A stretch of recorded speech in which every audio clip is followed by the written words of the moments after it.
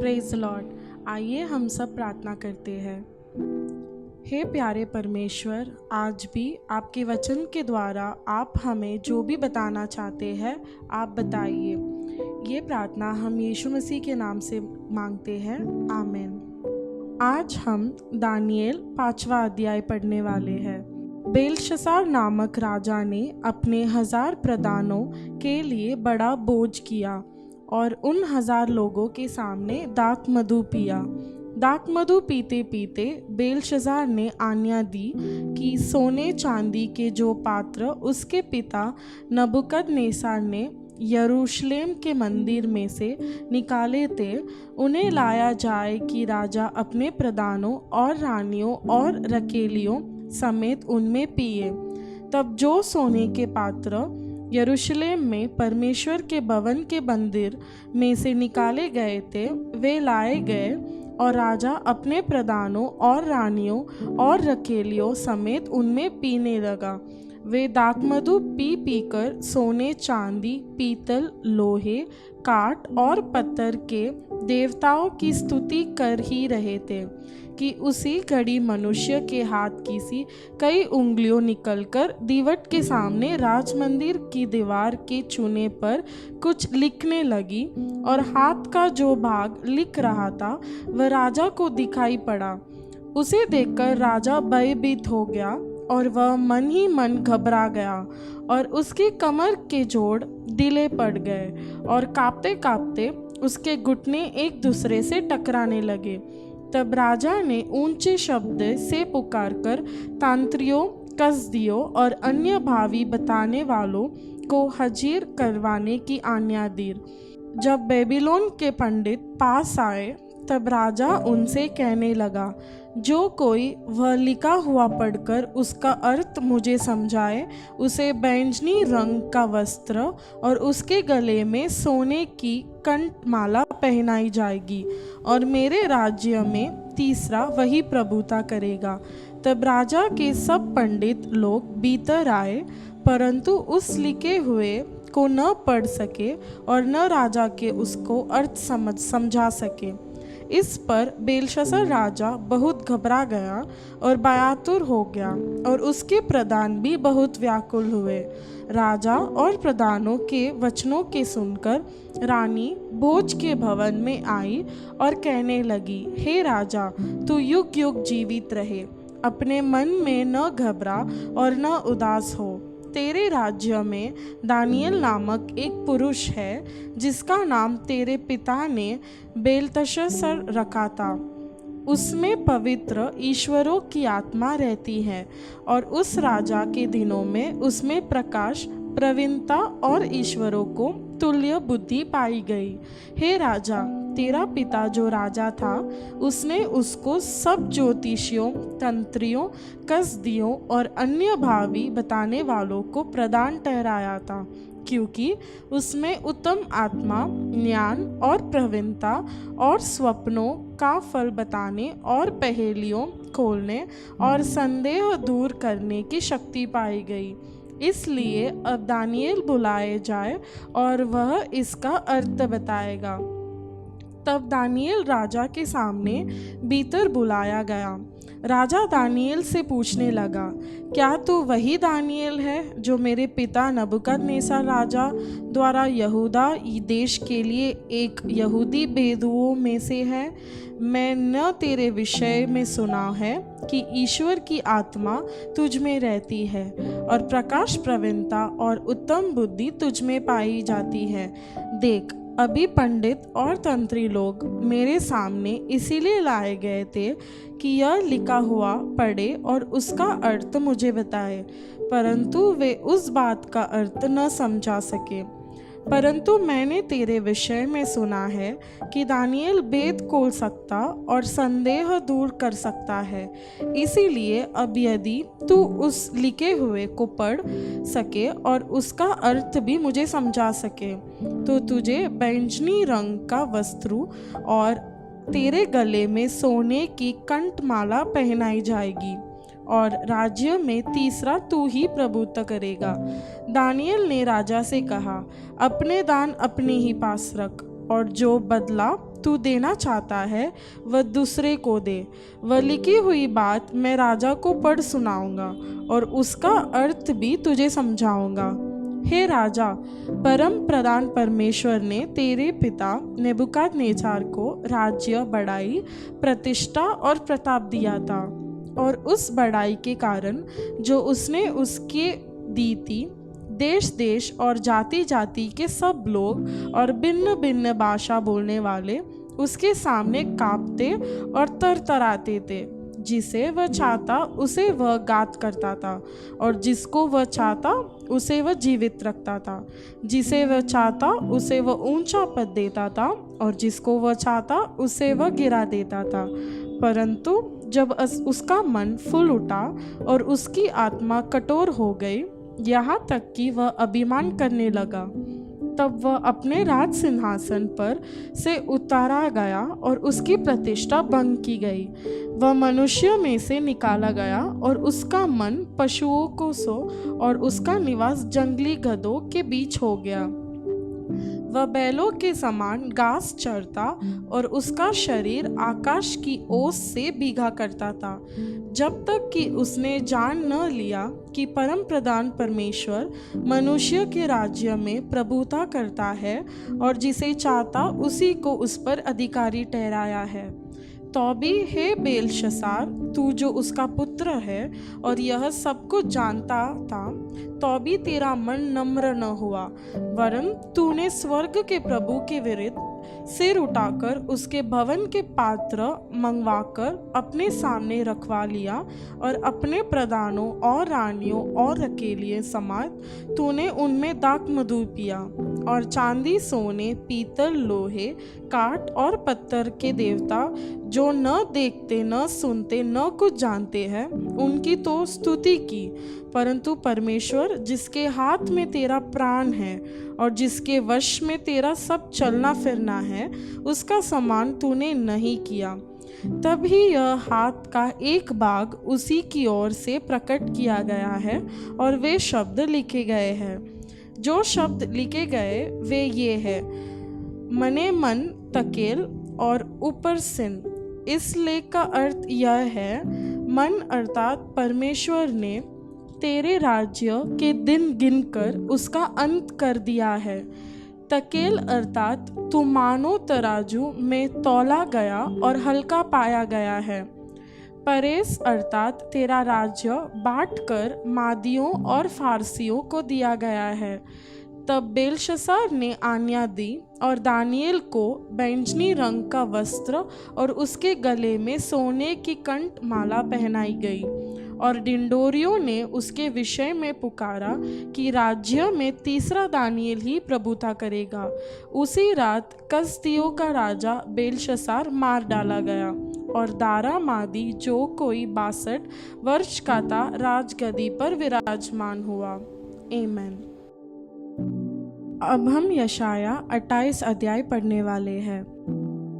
घमंड के मुकुट पर हाय, जो एप्रैम के मतवालों का है, और उनकी भटकीली सुंदरता पर जो मुरझाने वाला फूल है, जो अति उपजाऊ तराई के सिर पर दाख मधु से मनवालों की है।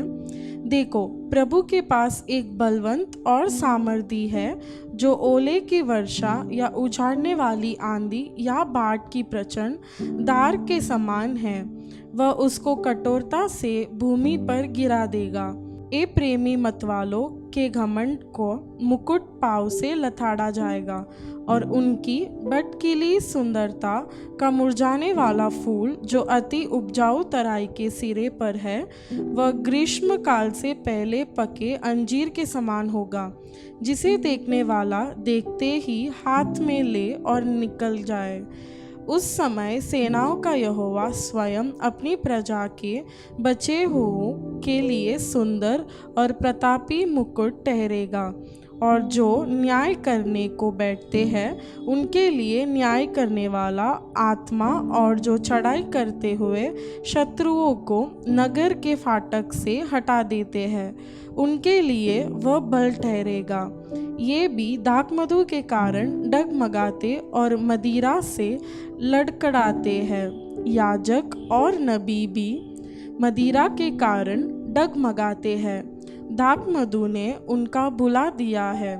वे मदिरा के कारण लड़खड़ाते और दर्शन पाते हुए भी भटक जाते और न्याय में भूल करते हैं, क्योंकि भोजन के सब आसन वमन और मल से भरे हैं। कोई शुद्ध स्थान नहीं बचा। वह किसको ज्ञान सिखाएगा और किसको अपने समाचार का अर्थ समझाएगा? क्या उनको जो दूध चढ़ाए हुए और स्तन में अलगाए हुए हैं? क्योंकि आज्ञा पर आज्ञा, आज्ञा पर आज्ञा, नियम पर नियम, नियम पर नियम, थोड़ा यहाँ थोड़ा वहाँ। वह तो इन लोगों से परदेशी होठों और विदेशी भाषा वालों के द्वारा बातें करेगा, जिनसे उसने कहा, विश्राम इसी से मिलेगा, इसी के द्वारा थके हुए को विश्राम दो। परंतु उन्होंने सुनना न चाहा। इसलिए यहोवा का वचन उनके पास आज्ञा पर आज्ञा, आज्ञा पर आज्ञा, नियम पर नियम, नियम पर नियम है, थोड़ा यहाँ थोड़ा वहाँ, जिसे वे टोककर खाकर चित्त गिरे और घायल हो जाए और फंदे में फंसकर पकड़े जाए। इस कारण हे ठट्ठा करने वालों, यरूशलेम वासी प्रजा के हकीमों, यहोवा का वचन सुनो। तुमने कहा है, हमने मृत्यु से वाचा बांधी और अधोलोक से प्रतिज्ञा कराई है। इस कारण विपत्ति जब बाढ़ के समान बढ़ आए तब हमारे पास न आएगी, क्योंकि हमने झूठ की शरण ली और मिथ्या की आड़ में छिपे हुए थे। इसलिए प्रभु यहोवा यो कहता है, देखो मैंने सियोन में नींव का एक पत्थर रखा है, एक परखा हुआ पत्थर, कोने का अनमोल और आती दृढ़ नींव के योग्य पत्थर, और जो कोई विश्वास रखे वह उतावली न करेगा। और मैं न्याय को डोरी और धर्म को साहुल ठहराऊंगा, और तुम्हारा झूठ का शरण स्थान ओलों में बह जाएगा, और तुम्हारे छिपने का स्थान जल से डूब जाएगा। तब जो वाचा तुमने मृत्यु से बांधी है वह टूट जाएगी, और जो प्रतिज्ञा तुमने अधोलोक से कराई वह न ठहरेगी। जब विपत्ति बाढ़ के समान बढ़ आए तब तुम उसमें डूब ही जाओगे। जब जब वह बढ़ आए तब तब वह तुमको ले जाएगी। वह प्रतिदिन वरन रात दिन बढ़ा करेगी, और इस समाचार का सुनना ही व्याकुल होने का कारण होगा। क्योंकि बिछौना टांग फैलाने के लिए छोटा और ओढ़ना ओढ़ने के लिए सकरा है, क्योंकि यहोवा ऐसा उठ खड़ा होगा जैसे वह पराजिम नामक पर्वत पर खड़ा हुआ, और जैसा गिबोन की तराई में उसने क्रोध दिखाया था, वह अब फिर क्रोध दिखाएगा, जिससे वह अपना काम करे जो अचंभित काम है, और वह कार्य कर जो अनोखा है। इसीलिए अब तुम ठट्ठा मत करो, नहीं तो तुम्हारे बंधन कसे जाएंगे। क्योंकि मैंने सेनाओं के प्रभु यहोवा से यह सुना है कि सारे देश की सत्यानाश ठाना गया है।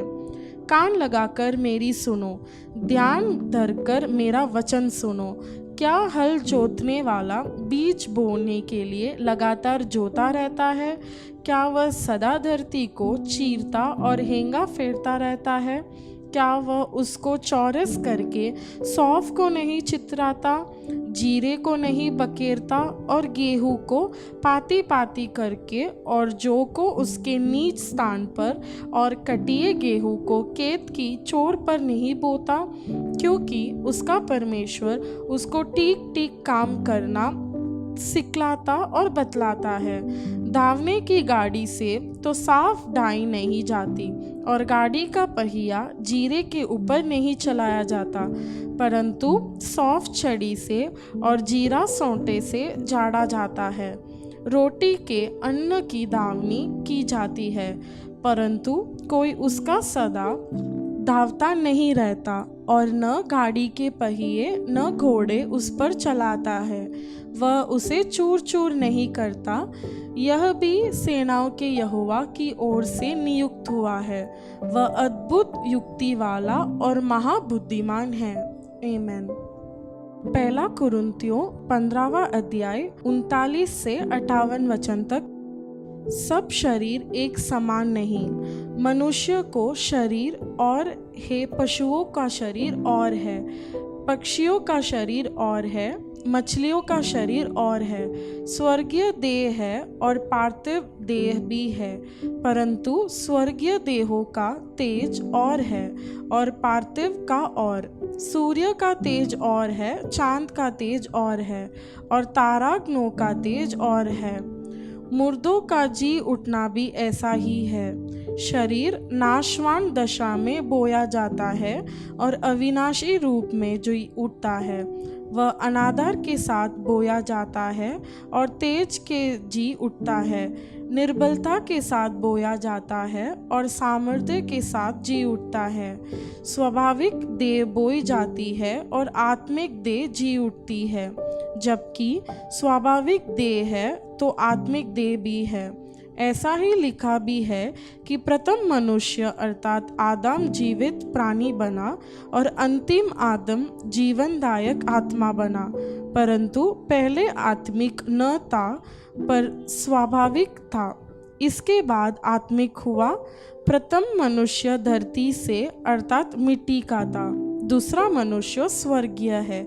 जैसा वह मिट्टी का था वैसे ही वे भी है जो मिट्टी के हैं, और जैसा वह स्वर्गीय है वैसे ही वे भी है जो स्वर्गीय है। और जैसे हमने उसका रूप धारण किया है, मिट्टी का था, वैसे ही उस स्वर्गीय का रूप भी धारण करेंगे। हे भाइयों, मैं यह कहता हूँ कि मांस और लहू परमेश्वर के राज्य के अधिकारी नहीं हो सकते, और न नाशवान अविनाशी का अधिकारी हो सकता है। देखो, मैं तुमसे भेद की बात कहता हूँ, हम सब नहीं सोएंगे, परंतु सब बदल जाएंगे, और यह क्षण भर में पलक मारते ही अंतिम तुरही फूंकते ही होगा, क्योंकि तुरही फूंकी जाएगी और मुर्दे अविनाशी दशा में उठाए जाएंगे और हम बदल जाएंगे, क्योंकि अवश्य है कि यह नाशवान देह अविनाश को पहन ले और यह मरणहार देह अमरता को पहन लो। और जब यह नाशवान अविनाश को पहन लेगा और यह मरणहार अमरता को पहन लेगा, तब वह वचन जो लिखा है पूरा हो जाएगा। जय ने मृत्यु को निगल लिया। हे मृत्यु, तेरे जय कहाँ रही? हे मृत्यु, तेरा डंक कहाँ रहा? मृत्यु का डंक पाप है और पाप का बल व्यवस्था है, परंतु परमेश्वर का धन्यवाद हो जो हमारे प्रभु यीशु मसीह के द्वारा हमें जयवंत करता है। इसलिए हे मेरे प्रिय भाइयों, ढूंढ और अटल रहो और प्रभु के काम में सर्वदा बढ़ते जाओ, क्योंकि यह जानते हैं कि तुम्हारा परिश्रम प्रभु के व्यर्थ नहीं है। आमेन।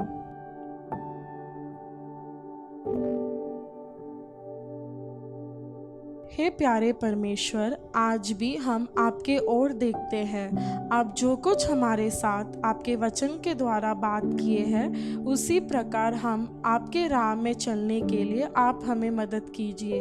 यही प्रार्थना हम यीशु मसीह के नाम से करते हैं। आमेन। God bless you.